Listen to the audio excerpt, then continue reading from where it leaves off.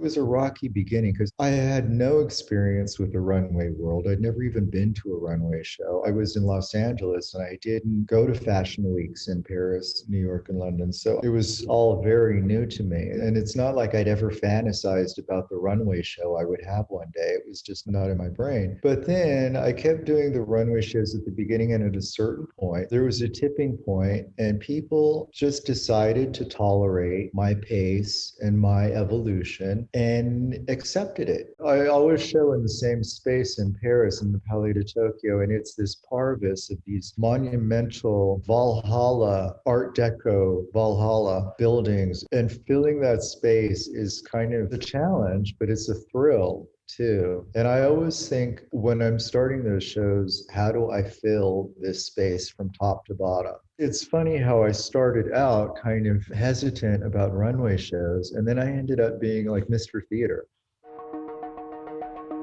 I love that I'm able to convince people that a slower pace is tolerable and that it's possible, and that a slower evolution that isn't that sensational, that it has a place in the world. I thought that was a great message. I felt like it was the opposite of over voracious overconsumption. You know, the runway shows with their excess, that was a world that I suppose I disapproved of it. I think it's dumb for me to disapprove of anything, but that's just not the kind of message. I wanted my message to be the opposite of that.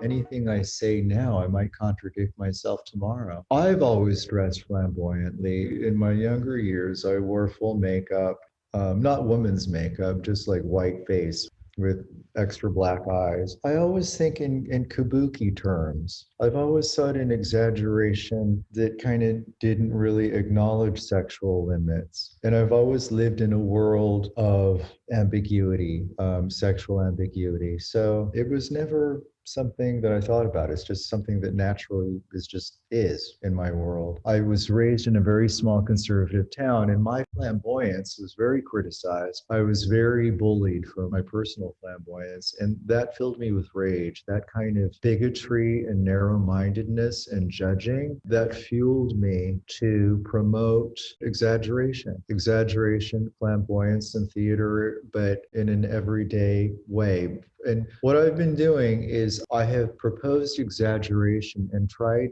when I've made clothes that are a little bit more voluminous or longer, or they drape like a little bit more than they should, or things stick out.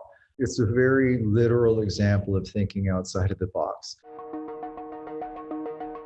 Then came those platform boots that I wear every day. And they're such a fuck you to the conventional world. And that's a lot of what I wanted my clothes to be. I wanted my clothes to be gentle, but to signify a gentle rejection of what was considered suitable.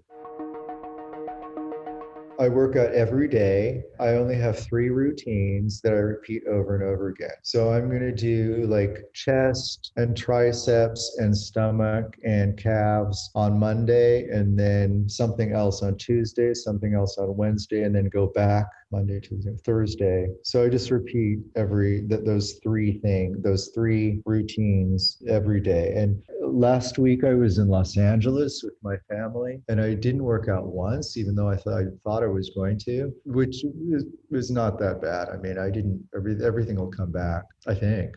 I'm 60 now, and everything's still pretty good. Yeah. So knock on wood. And I never do cardio. I hate cardio. I eat like a pig and I smoke. So there you go.